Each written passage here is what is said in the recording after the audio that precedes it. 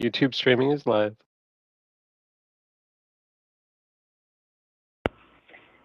Thank you, Joe. This is Erica Bergen. Before we begin tonight and go on the record, I just want to make sure we have our court reporter, Anthony. Yes, Your Honor, I'm here. Okay, thank you.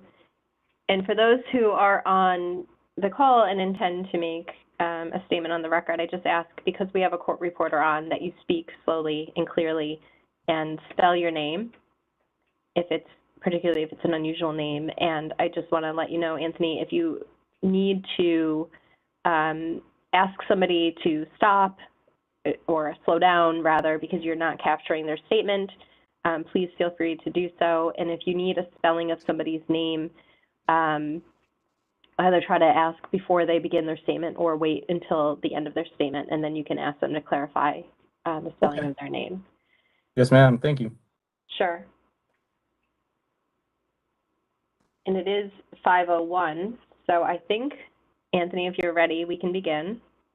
Yes, we are. Okay. We're on the record. I call case 22E0317, proceeding on motion of the Commission as to the rates, charges, rules, and regulations of the New York State Electric and Gas Corporation for electric service. Case 22G0318, proceeding on motion of the Commission as to the rates, charges, rules, and regulations of the New York State Electric and Gas Corporation for gas service. Case 22E0319, proceeding on motion of the Commission as to the rates, charges, rules, and regulations of Rochester Gas and Electric Corporation for electric service. And case 22G0320, proceeding on motion of the Commission as to the rates, charges, rules, and regulations of Rochester Gas and Electric Corporation for gas service. Excuse me. Good evening and welcome. My name is Erica Bergen, and I'm an administrative law judge with the New York State Department of Public Service. With me tonight is Administrative Law Judge Lindsay Overton, and together we're responsible for presiding over the hearings in this case and the development of a complete record in these proceedings.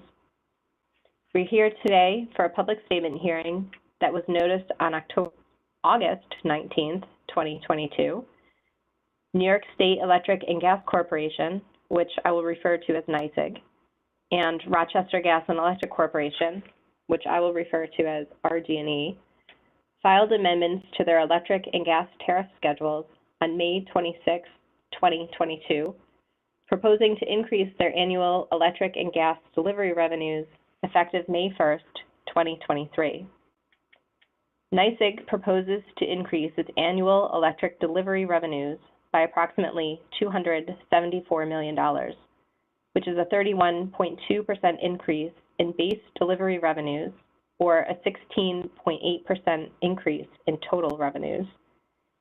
NYSEG requests an increase in its annual gas delivery revenues of approximately $43 million, which is a 20.7% increase in base delivery revenues, or a 9.8% increase in total revenues. RG&E requests an annual increase in electric delivery revenues of approximately $93.8 million, which is a 19% increase in delivery revenues, or an 11.3% increase in total revenues. RG&E also requests an annual increase in gas delivery revenues of approximately $37 million, which is a 20.9% increase in base delivery revenues, or a 9.7% increase in total revenues. We are holding this hearing so that you can provide your comments on these proposals for the Public Service Commission's consideration. The Commission will decide the terms and conditions of service for NYSEG and RG&E. The Commission consists of 7 members, the Chair, Rory Christian, and Commissioners Diane Berman, James Alisi, Tracy Edwards, John Howard, David Valesky, and John Majori. Tonight, we are fortunate to have Commissioner Majori with us. Commissioner Majori, would you like to address the participants today? Thank you, Judge. I want to thank everybody who was turned out virtually to participate in this public statement hearing. As a commissioner, I find hearing from the public about matters that have great consequence to their lives to be a very important consideration for me as I examine an item that comes before the commission, and I know my colleagues feel the same way. So I want to thank everybody for taking the time out of their afternoon to make their voices heard. It is not a forum for me to make my voice heard. So after this, you're not going to hear from me again tonight, but I'm going to listen to what everybody has to say. And again, I appreciate that. And Judge, thank you very much for allowing me to introduce myself. Thank you, Commissioner. Thanks for joining us. So let me explain a little bit about the process we're going to follow today. As I said before, and as Commissioner Majori just said, the purpose of this hearing is to provide you, the public, with an opportunity to tell the Commission your thoughts on NYSEG and RG&E's rate proposal. The statements you make today will become part of the case record. As I said, we have a court reporter on the line who will prepare a transcript of the hearing, which will be included in the official record of this proceeding. When it is ready, the transcript will be available for view publicly on the Department of Public Services website. This hearing is not an evidentiary hearing. There will be no cross-examination, and there will not be a question and answer session. This is really just a forum to hear comments from the public. This is not the only opportunity for you to comment, however.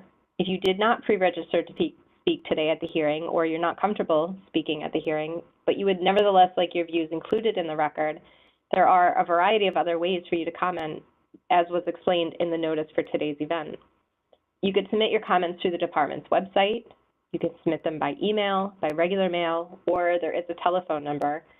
For those of you who have joined via WebEx, this information's online right now, but for those of you who are joining by telephone, the phone number is 1-800-335-2120, and the website is www.dps.ny.gov.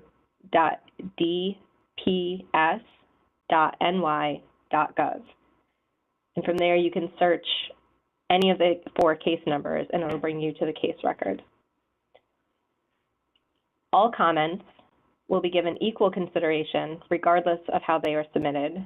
So comments given today are not given any more weight than comments that are submitted via one of the other methods. And because we are holding this event virtually, we did ask people to register to make a statement. If you have registered, please be mindful of the other people who have also registered and summarize any lengthy statements, and then submit the full written statement by mail or by email. So there are people who have registered to speak, who registered electronically, and those who signed up and are participating by phone. In either case, if you're going to speak, you should only use one audio input and one audio output. In other words, please don't be logged into the session by both computer and calling in and have 2 different audios going. Otherwise, we'll experience feedback when you're speaking. We'll first call on the people who have timely registered to speak via call-in, and then we'll move to the people who registered timely via WebEx. If you've joined by phone, you will hear us call your name, and we'll ask you to press *3 on your telephone keypad, which will raise your hand, so to speak, and we'll be able to recognize your line to unmute you. If you've registered electronically, we see you on the screen. After we call your name, we will unmute your line on our end and let you know that you're unmuted. In either case, please remember, if you've muted your own telephone or your own audio system on your computer, you still need to unmute yourself on your end after we unmute you on our end, or else we won't be able to hear you. Again, for telephone participants, when we call your name, press *3. I'll remind you again. All people should speak slowly and clearly so that the court reporter can accurately capture your statement for the record. When your line is unmuted, please state your name, and if you are speaking on behalf of an organization, please identify that organization. So as I said, we'll start with those who have registered by phone. The first speaker is Andrea Porter. Andrea Porter, if you've joined us today, please press *3 on your telephone.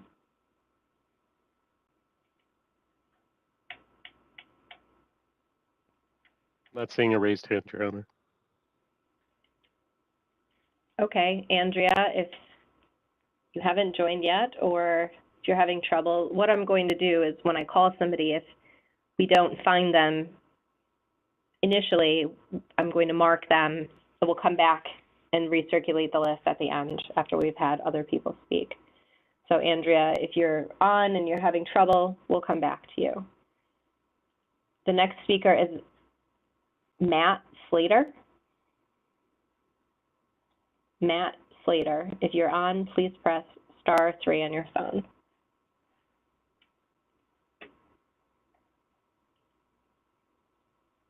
Matt Slater. No raised hand, Your Honor. Okay. We'll move to the electronic registration list. The first speaker is Carly Micalo. Carly Micalo. Hello, thank you for this time. Thank you. I just wanted to share, I live in Dutchess County. We receive NYSEG services, and my partner and I, my husband and I purchased a home before COVID. When we did so, we included all incredibly high efficient heating and cooling systems. I was I was raised with fans and open windows in the summer and extra layers in the winter. And so we really don't use much electricity to heat our home. All of our devices we take advantage of NYSEG's opportunities to get smart things that can turn on and off different power strips, et cetera, et cetera. We really are very deliberate about being green. We've also both been lucky enough to for the last 2 years to be employed full time. And we've been watching our electric bills go up 20, 30, 40% month over month, not because of how much electricity we're using, but because of the cost of those services. And so as two people who our monthly budget has really been surpassed month over month over month. And we're two people who work managerial level positions and are incredibly intentional about being efficient with energy. And it's to the point that what we noticed last year, we even hand installed a wood burning stove to try to take some of the chill out of there, but we didn't turn on the heat last winter because we were worried about what the electric bills were going to be. So I understand that companies need to make a profit.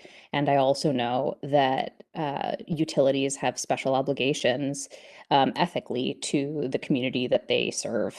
And COVID, the pandemic, its impact, those layoffs are not over.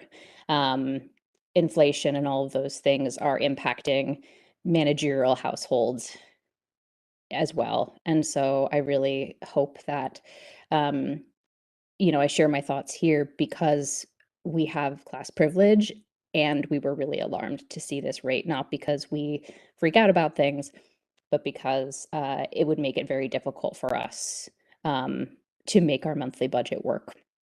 And so, and we know that we are among some of the more fortunate in New York State. So I really urge some deep consideration about whose bank accounts and whose profits should be prioritized at this moment in time when there are very real survival needs that these utilities are responsible for delivering because there aren't alternatives, so to speak. Thank you for the time. Thank you. Our next speaker is Patrick Fox. Patrick Fox.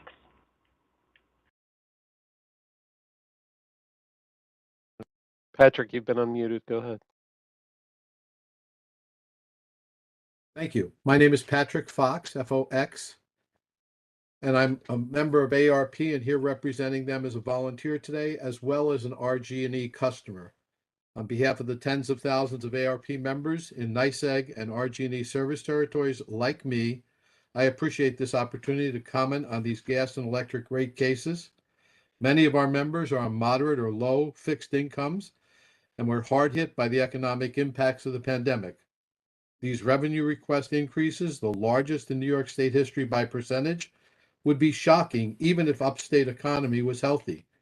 But they come at a time of spikes in utility bills and high inflation. Utility bills are already unaffordable for many NYSEG and RG&E customers. AARP members and other older New Yorkers often struggle to make ends meet and are sometimes forced to choose between paying for prescription drugs, buying groceries, and paying the rent. They cannot afford unjust and unreasonably large increases to their utility bills. Further, many are behind in their payments, and others are struggling to cope with the recent dramatic increases in their bills caused by surges in the cost of natural gas, as well as surcharges to fund state policy mandates. For residential taxpayers, NYSEG's proposal would result in a 31% higher electric and 19% higher gas delivery charges. And for RG&E residential customers, electric delivery charge would increase by 19% and gas charges by 21%. ARP believes the Public Service Commission should reject the spending request and bring the rate increases down to a more manageable level. Programs and capital projects should be phased in or pilot tested if possible. Federal infrastructure dollars should be used instead of taxpayer dollars. Esoteric research projects should be left to groups like the Electric Power Research Institute. Rapidly rising utility bills are not sustainable and will just drive more customers into arrears situation. The Commission should limit NYSEG and RG&E's capital expenditures and operating and other expenses in these proceedings to the minimum required to ensure access to safe, reliable service at just and reasonable rates. The Commission should also take a hard look at NYSEG's storm outage and storm restoration cost problems. The monthly customer charges for both electric and natural gas services are already too high and should not be increased. Further, federal dollars made available by the Infrastructure Investment and Jobs Act and the Inflation Reduction Act should be used instead of taxpayer dollars for some of the requested spending. I'm grateful for the time you've given us today. For the people of New York and for the members of ARP, we can do this the right way. We can serve both the needs of the utilities and the needs of the consumers. Thank you very much. Thank you. The next speaker is Christina Fields. Christina Fields.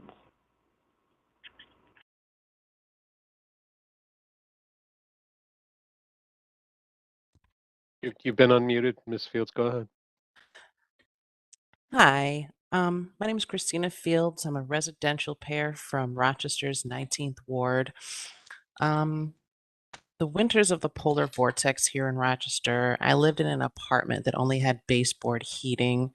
For even the tiny one-bedroom apartment, my bills were astronomical and I couldn't afford to keep the heat on. So I had heard that 55 degrees is all that the pipes needed to keep from freezing. So I set the baseboard to 55 degrees. I got a few 2-liter soda bottles and I'd fill them with hot water from the bathtub before bed so I could fall asleep. Otherwise, the bitter cold would keep me awake. And when the pipes in another part of the building froze and there was no hot water in the morning to warm up in the shower, as there often wasn't, I'd shiver into my clothes, brush my teeth with frigid water, and hope the bus came early so I could defrost.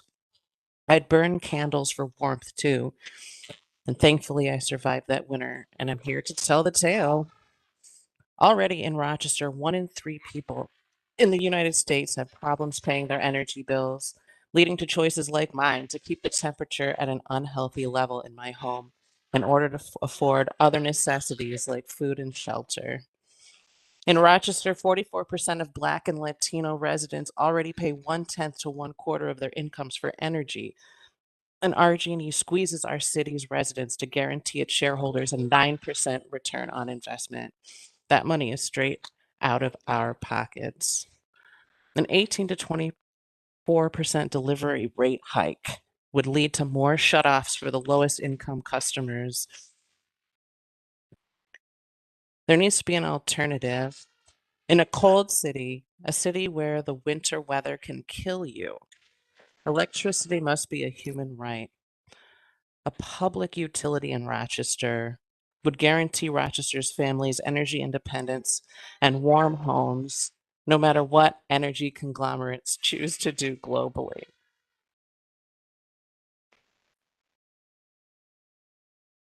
Even $10 to $12 added to a power bill for no increased power usage is going to affect Rochesterians' ability to pay our bills. Does Iberdrola really need to recoup lost profits due to COVID, or satisfy international investment firms, or simply pad the pockets on the backs of local families? I really don't think that this rate hike should come into play, and it should be denied by this board. Thank you. Thank you, Christina.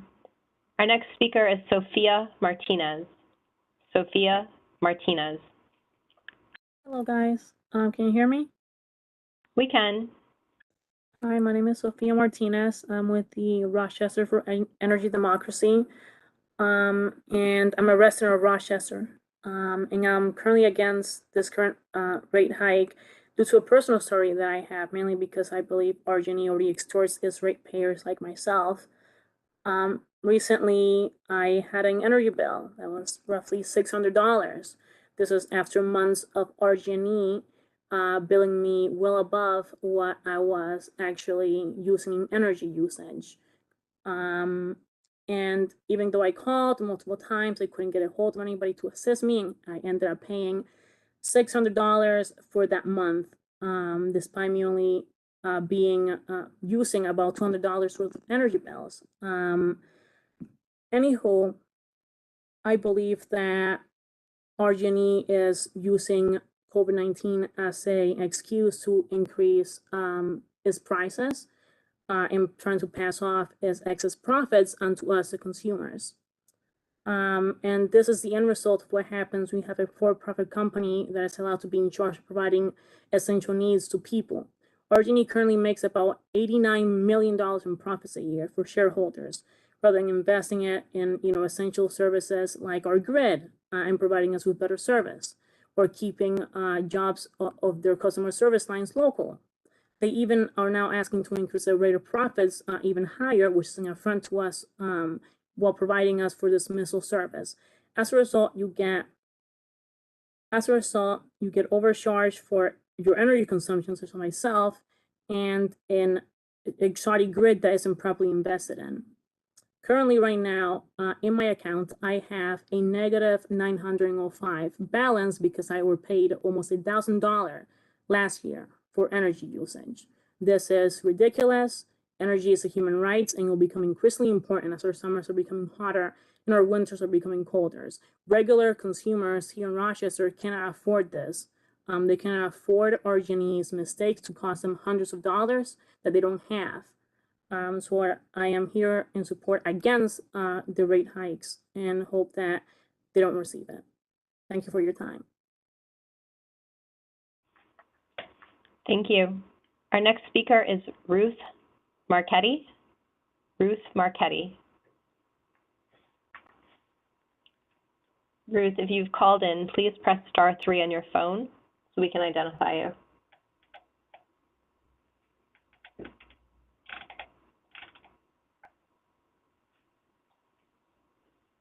Okay, I don't see Ruth, although she spoke earlier, so she may not have called in again, but I'll go back to Ruth later. The next speaker is Sarah Mitiga, or Mitiga. Sarah? Go ahead. You've been unmuted. Okay, great. Thank you. So my name is Sarah Mitiga, and I live here in Rochester. And my statement will focus on the impacts on our climate, resilience in our community, and affordability. And so first, I ask that we reject the proposed investments in new gas infrastructure and pipelines. Fossil fuels are rapidly becoming an outdated technology. It's something we should be phasing out, not building more. And no one would invest money in fax machines or VHS tapes. So let's stop investing in outdated energy sources that are harming our health and harming our environment. Let's focus on funding things like heat pumps, weatherization, geothermal energy projects, things that help our climate and help our communities. And also echoing many of the other commenters, it's essential that as we're ensuring clean energy is accessible and affordable for everyone. Not acceptable to be increasing rates when already, as others have mentioned, people in Rochester are paying up to 25% of their income towards their energy bill. So we need affordable, clean energy to be the top priority. Thank you. Thank you. The next speaker is Barbara Mcmillan. Barbara. Hello, Barbara? Yes. Okay, please begin. Good afternoon. My name is Barbara Mcmillan. I live in Monroe County and I work as a secretary. I am a delegate to the Monroe County Workers Benefit Council, and in that capacity, I am here today to speak on behalf of more than 25,000 low-income workers and their families throughout Monroe County. I also have several other speakers that may not have signed up, but also want to speak. Katie Farrell, Dorothy Warnick, Joanne Lewis, Andrea Farewell. The Workers Benefit Council expresses our emphatic opposition to RG&E and NYSEG's shameless $580 million rate hike request. Furthermore, we demand the Public Service Commission do its job and deny this unaffordable and unsustainable rate increase. We are the home health aides, nurses aides, working in nursing homes, child care workers, food service, and retail workers. They started calling us essential workers during the pandemic, but we don't get paid enough for the essentials, like home energy. And so, adding another $20 to $22 to our monthly bills is absolutely out of the question. For over 12 years, we called on the Public Service Commission to follow its own legal mandate to, quote, protect the utility consumers from the potential abuse of monopoly power, and, quote, to protect the rights of New Yorkers while ensuring access to reliable and low-cost utility services. But all during that time, the PSC has broken this mandate, choosing to guarantee a certain rate of return on investment for the utility monopoly shareholders. The guaranteed profit was 9% last we heard. As a result of the state guaranteeing these exorbitant profits for energy monopolies compounding with stagnant wages and fixed incomes not keeping up, New York has seen 300,000 utility customers being shut off each year, 60,000 of those right here in our region, shut off by Avangrid subsidiaries, RG&E and NYSEG. But Avangrid's parent company in Spain, Iberdrola, got $4.4 billion in profits for its shareholders and paid its CEO $10 million year after year. During the pandemic, as an emergency measure, the state instituted a moratorium on shutoffs, which our WBC has already been demanding for 12 years by petitions, letters, and testifying at public hearings. However, at the beginning of 2022, the state lifted the moratorium, so shutoffs began again. The COVID-19 pandemic made it worse, with thousands losing their jobs and hundreds of small businesses closing down. So it's not time to allow shutoffs. Right. It's time to stop shutoffs forever for those in need. During the pandemic, according to RG&E's own 2020 and 2021 financial reports, they successfully increased their net revenue by 32% and increased their stockholder wealth by over 27%. They don't need a rate hike. We know how they did that. Now, 13% of all utility customers owe more than $2.1 billion, double what was owed at the same time in 2021. So the WBC is here today again after more than a decade of these hearings and petitions to continue demanding a permanent year-round moratorium on all shutoffs for low to moderate income ratepayers. That's right. End it. This isn't just about financial debt. Some of us are paying with our lives and our health. Right. Every winter in central and western New York, there is the predictable death toll due to house fires and carbon monoxide poisoning of people who have resorted to unsafe heating methods after being shut off by RG&E, NYSEG, and other shareholder-owned utilities. Every summer, the number of individuals in the U.S. ending up in emergency rooms and even dying, heat-related deaths, kills more people than hurricanes, floods, tornadoes, and earthquakes combined. It is a silent killer. There is no report on the deaths from the heat waves that the PSC allowed. Right.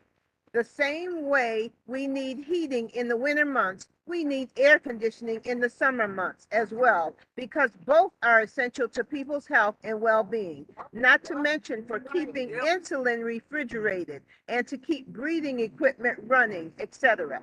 That is why we need a permanent year-round moratorium on all shutoffs for low to moderate income ratepayers.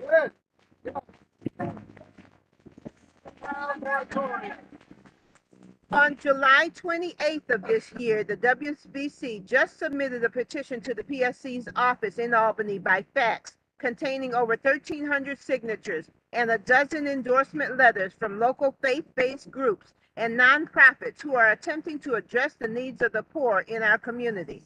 The petition demands were: 1, enact a permanent year-round moratorium on utility shutoffs for New York residents whose incomes are at or below 250% of the federal poverty level. Number 2, direct RG&E and NYSEG to cancel arrears for their customers whose incomes are at or below 250% of poverty guidelines. 3, transition New York State's energy grid to 100% renewable energy by 2030. While ensuring service is both affordable and accessible to even the lowest income residents.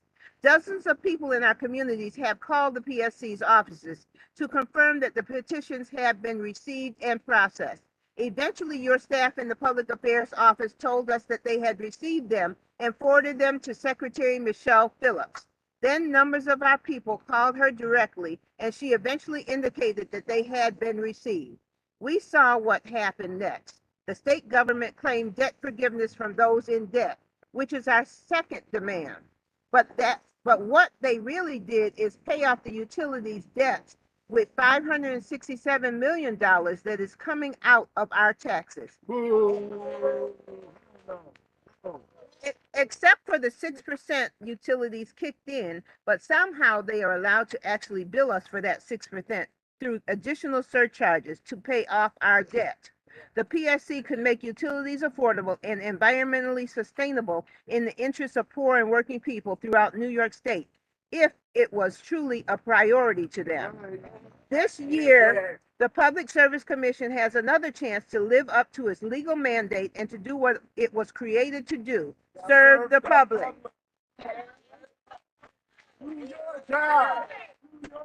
The Monroe County Workers Benefit Council is here today to demand that the PSC, 1, deny RG&E's and NYSEG's rate hike request outright and take the next step and lower the rates. That's right, lower rates.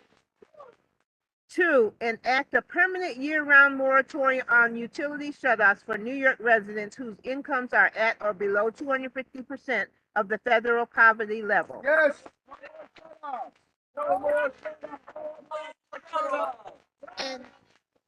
And lastly, 3, transition New York State's energy grid to 100% renewable energy by 2030, while ensuring service is both affordable and accessible to even the lowest income residents.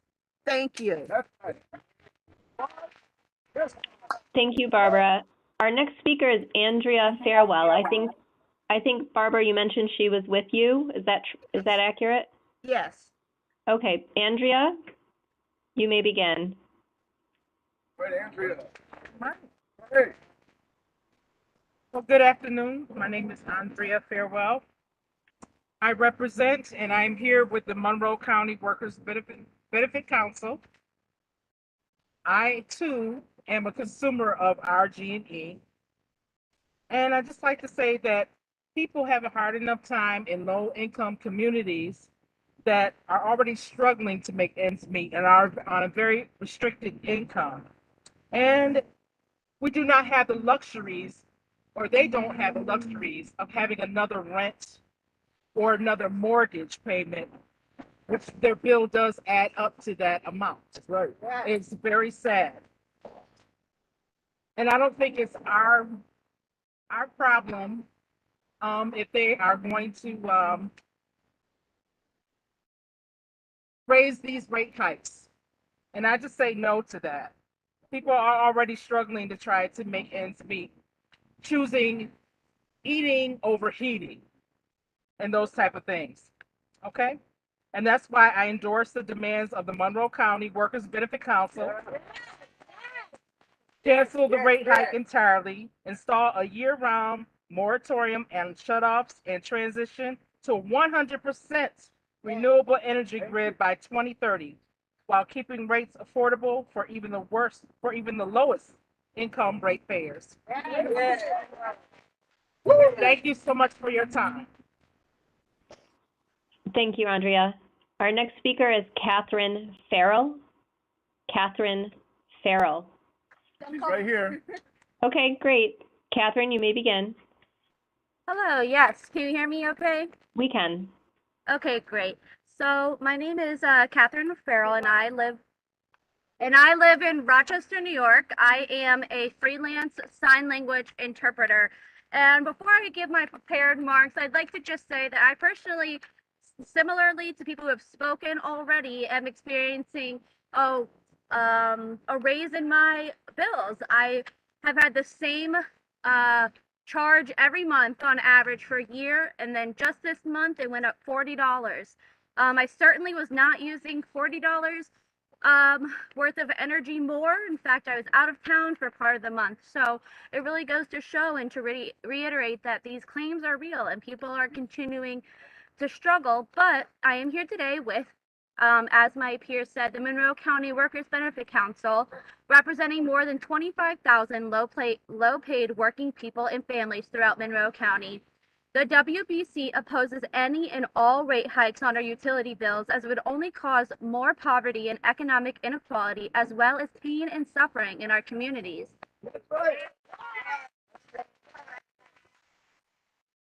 Avangrid states that their rationale for this rate hike is implementing their green energy development plan called Reliable Energy New York.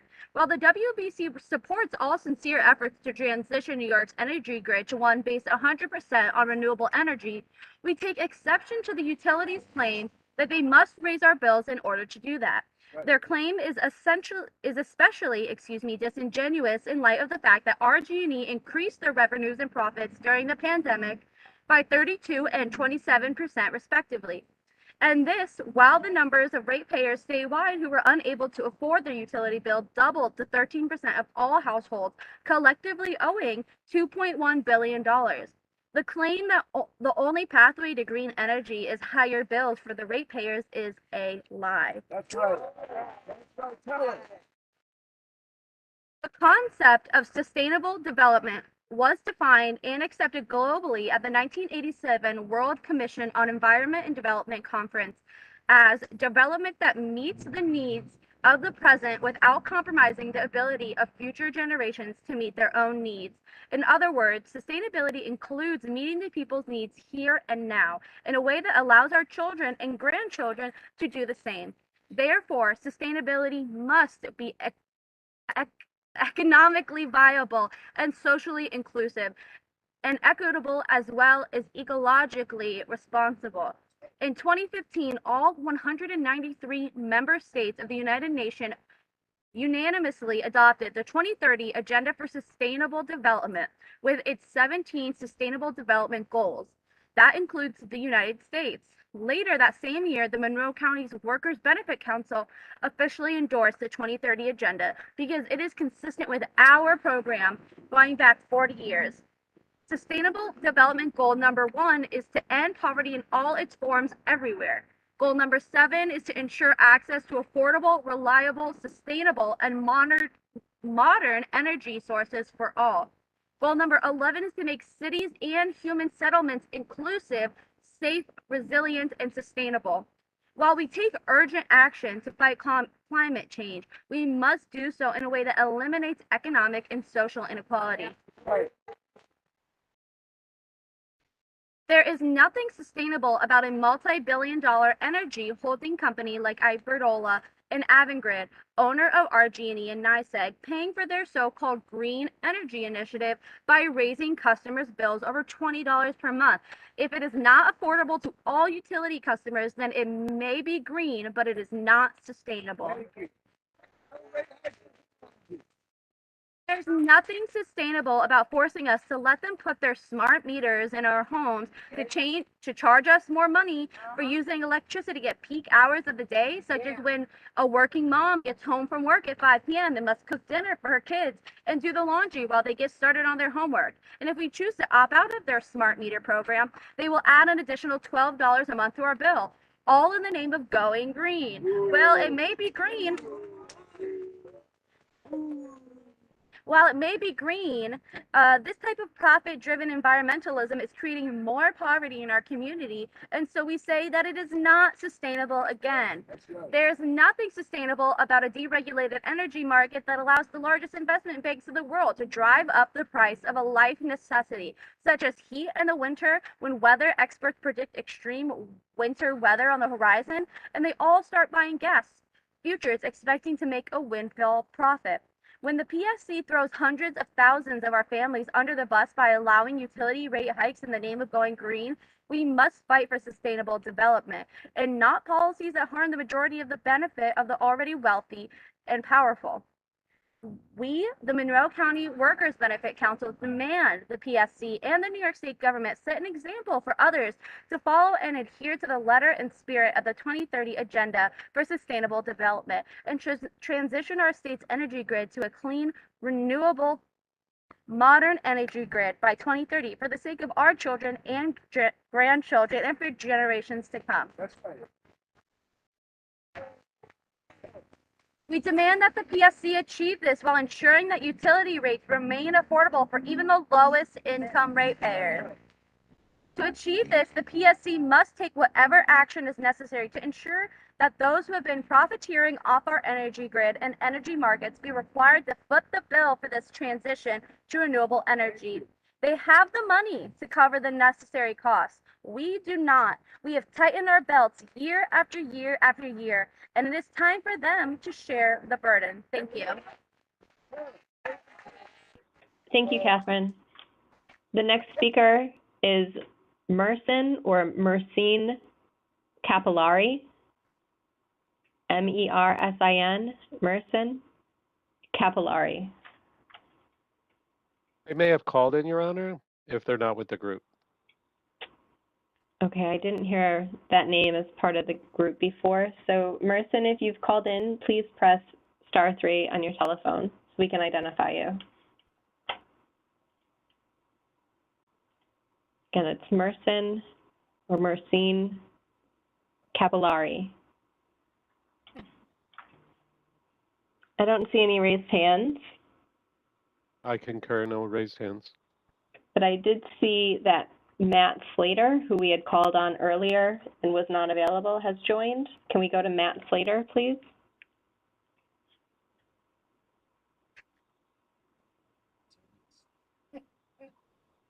We're going to need to raise a hand later. Matt Slater. Yep. Good evening. Matt Slater here, supervisor of the town of Yorktown. Can you hear me? Yes, please begin.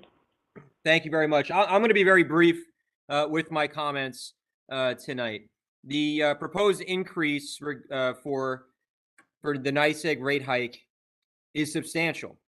I hear now almost daily from residents, not just in my town, but in surrounding towns in places like Somers and Carmel, Patterson, Brewster, and they're concerned. They're concerned about how they're going to keep their houses warm this winter, let alone keep the electricity on. Our seniors who are on a fixed income aren't seeing an increase in that income. They're not seeing an increase in their Social Security checks, but yet there's the proposal of a 31% increase will have a significant impact, putting them in a position to choose between keeping the lights on and keeping their houses warm or paying for medication or other essential needs. This needs to be rejected by the Public Service Commission. There needs to be a more focused conversation about an energy policy for New York State, an energy policy that recognizes the affordability crisis that many of our residents are fearing and facing. But today, I speak to you on behalf of the Town Board of Yorktown that's already passed a resolution opposing the rate hike as proposed. And we ask that the Public Service Commission take the necessary action to reject the proposed rate hike for NYSEG customers. As a reminder, this is just the delivery cost. We have all seen and we've heard the projections for the production cost.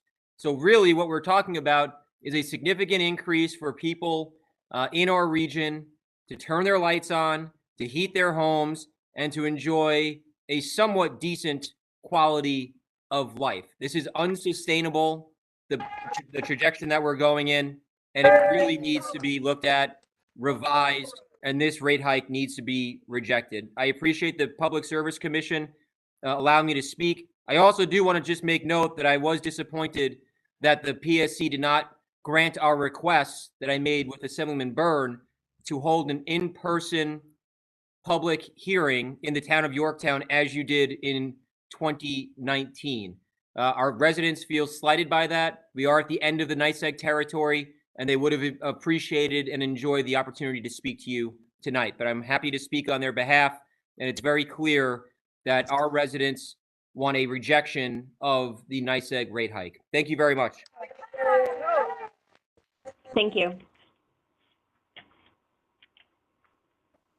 I'm going to go back to Andrea Porter, who was a calling registrant. Andrea Porter, if you've joined, please press *3 on your phone.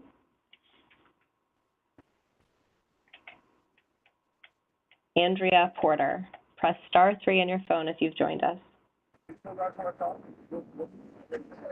Oh, I'm sorry, Your Honor. I have to mute somebody. Oh, there we go. Okay.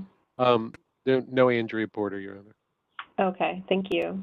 And again, Mersin or Mercine Capillari, if you've joined by phone, please press *3 on your telephone. Mersin or Mercine Capillari. No hands? Not that I'm seeing, Your Honor. Okay. We've come to the end of the registered speakers. Is there anybody on the line who'd like to make a comment? If you're joining by phone, press *3 on your phone to raise your hand so we can identify you. And if you've joined by WebEx, there's a small icon in the bottom right screen that says raise hand. You can click that to raise your hand and we'll identify you as someone who'd like to make a comment. We have someone, Your Honor. Okay, great. Please unmute that person. Unmuted. Hello, good afternoon, Commissioners Majori, Administrative Law Judges Burgeon and Overton. My name is Daniel Russell, and I am an extern with the Public Utility Law Project of New York. My pronouns are he and him. PULP is a 40-year-old nonprofit with the mission of educating, advocating, and litigating on behalf of New York State low-income utility consumers.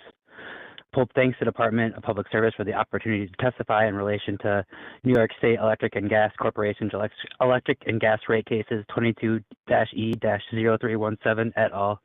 PULP is an active party in all 4 cases, and we have filed our expert testimony this Monday. PULP has several concerns that we will address in today's hearing and that will be expanded upon in our testimony. When companies filed on May 26, they proposed double-digit increases in revenues across the companies. These proposed increases would put further strain on ratepayers, particularly low-income consumers. On May 26, Governor Hochul released a press statement in response to NYSEG RG&E's 2022 rate case. Governor Hochul stated, "It's outrageous and unacceptable that the utility companies are proposing the largest rate increase in recent history for more than 1.2 million consumers in upstate New York." Additionally, Governor Hochul urged the Department of Public Service to scrutinize every number and word of this proposal to protect New York families from unjustified and unfair rate increases. PULP thanks Governor Hochul for her strong response, as customers of NYSEG RG&E simply cannot afford to pay more for their electricity and natural gas. And Pulp has pulled financial statistics from New York State Community Action Association 2022 Poverty Report, the United Way's Alice Report, and the New York State Department of Education County Statistics. And the reality is that many people in the service territory cannot pay. And in Thompson County, for example, 17.5% of residents are living below the poverty line, with 4.9% of seniors aged 65% or more living in poverty, 23.9% of female-headed families with children live in poverty, and 40% of children qualify for free or reduced school lunches under federal guidelines. When you consider working poor, and then approximately 46.2% of residents of Tompkins County are unable to pay their bills and must often choose which bills remain unpaid at the end of the month. This is even worse in the city of Ithaca, where 37.5% of the residents are living in poverty, and this includes 12.5% of seniors and 18.6% of children who live in Ithaca. NYSEG's own collections activity report show that as of June 2022, 106,328 residential consumers are behind on their bills by 60 days or more, for a total of $58,698,477 in residential arrears. RG&E's collections activity report shows that as of July 2022, 65,274 residential customers are behind on their bills by 60 days or more. They equate to a total of $43,664,256 in residential arrears. The Commission has set important targets for affordability, with the goal that no low-income customer will spend more than 6% of their income on energy. Even before any rate increases that may result from the companies filing, low-income customers and territories are already spending much more than 6% of their income on energy bills. Pulp has filed their testimony that will show the average low-income NYSEG spends 9.7% of their income on energy. This is 62% higher than the target set by the Commission.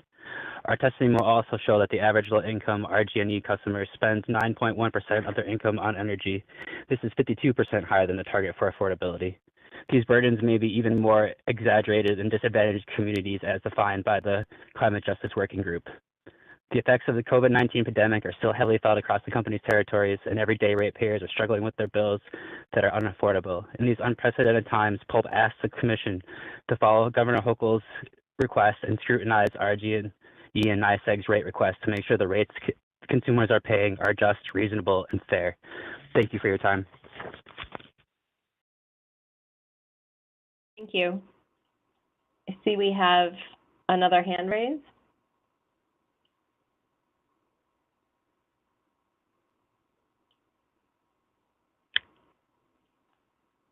Hi, good afternoon. My name is Rebecca, and I live in Rochester, New York. So I did a lot of work with families for being a peer support for like ever, and a lot of the things that they were dealing with was that they were able to pay their rent and feed themselves or get books or clothes for their kids. So, and that they would have to pay their RG&E so they wouldn't freeze and their kids wouldn't get taken away from them. So that's a little hard, you know, to listen to, but it happens. So, and that is why I endorse the demands of Monroe County Workers Benefit Council. Cancel this rate hike entirely, install a year-round moratorium on shutoffs, and transition to 100% renewable energy grid by 2030, while keeping rates affordable for even the lowest income ratepayers.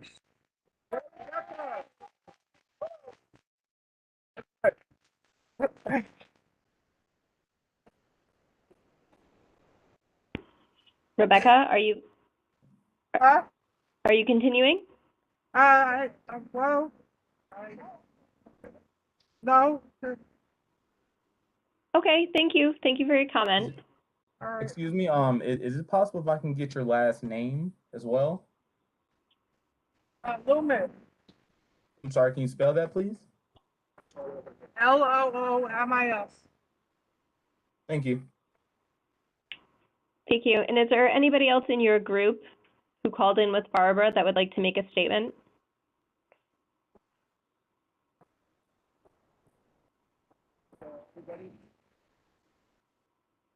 Guess we're all set. Okay, thank you very much.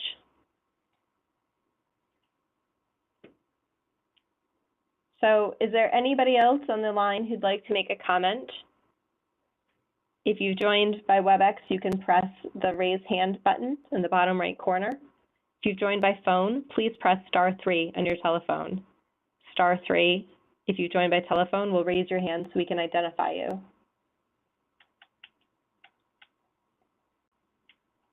Not seeing any raised hands, Your Honor. Okay. I'll make one more attempt. Andrea Porter. Andrea Porter, if you've called in, can you please We have a raise raised your hand? hand, Your Honor. Oh, okay, great. Can you unmute the line, please? Hello. Hello? Hi. My name is Caroline Croft. I've been a permanent resident of the city of Rochester since 2015, where I currently work as a patient care technician. I'm here today to urge the Public Service Commission to oppose NYSEG and RG&E's proposed rate hikes. The fact is that working people here in Rochester simply cannot afford these increased rates, especially not with inflation the way it is currently and after the hardships of the past 3 years. It's unacceptable that working people should have to choose between affording food and keeping their lights on each month. By the same token, someone who is no longer able to work because of a disability should not have to worry that they'll freeze to death in their home this winter because they can't afford to pay their bill on their fixed income. Yet that's a very real danger that people in this city will face if these rate hikes go through. NYSEG's justification for these rate hikes are flimsy at best. They need to maintain infrastructure and replace underground services. Okay, so they need to take responsibility for that and use their own exorbitant profits to pay for this and provide people with the reliable service that they're owed. They can afford it, we can't. If they really want to invest in the energy future for their customers, as they said, then they need to commit to transitioning to a 100% renewable energy grid by 2030 while maintaining the rates at a level that's affordable to even the lowest income customers. This summer, NYSEG and RG&E welcomed a new CEO, Trish Nielsen, who said, "I feel a part of my role is to reflect the voice of our customer across our business. What do we need to do to primarily keep the lights on and the gas flowing for our customers?" Well, I have a simple recommendation for how she can accomplish that. She needs to keep the lights on and keep the gas flowing. Listen to what people who came here to this hearing are saying today. You need to enact a permanent year-round moratorium on utility shutoffs for customers who are at or below 250% of the federal poverty level and cancel utility debts for these same households. Thank you, that's it. Thank you, Carolyn. Again, if there's anybody who would like to make a comment, even if you didn't sign up, you can press *3 on your telephone if you've called in, or press the raise hand icon on the lower right-hand screen of the WebEx. So *3 for the telephone, raise hand button for WebEx. If anybody'd like to comment, even if you didn't pre-register. Barbara's hand is up again. Do you want me to Yep, unmute? please unmute. Unmute. Hi, Hello, please state your name. my name is Linda Sharpton, and I'm here in Rochester, New York, and I just want to say that thank you for listening, and we hope that you help us out. Thank you. Thank you. All right, Linda. Thank you. Is there anybody else? *3 or the raise hand icon? Is there someone else from this group that wishes to speak, or can I close down that line? No, sir. Okay, thank you.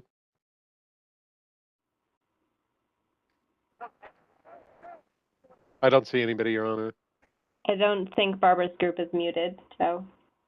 Did mute them. I'm not too sure why. Okay, let me try again. There we go. All righty. There we are, Your Okay, Honor. thank you. You're welcome. Is there anybody else? *3 on your telephone or raise hand on your WebEx. Do you see any? I do not. Okay, seeing no additional raised hands, we'll conclude.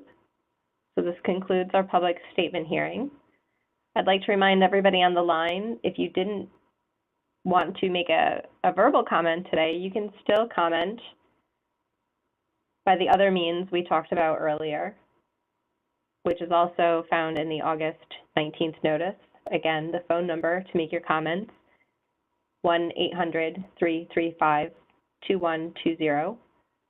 The website, www.d as in David, P as in Peter, S as in Sam, .ny.gov as in Victor. When you're on the website, you can search for any 4 of these case numbers, and you will be brought to the page where you can submit your comment. In addition to this evening's hearing, we will be holding an additional day of public statement hearings on October 18th, that's October 18th at 1 o'clock and 5 o'clock. Judge Overton and I thank everyone for your interest today. Thank you, Commissioner Majori, for joining us and participating. Also, thanks to our Consumer Services Office for administering the session and to our court reporter today. The public statement hearing is now concluded, and we are off the record. Thank you. Thank you, everyone. Thank you. Thank you. I hope everyone has a pleasant evening.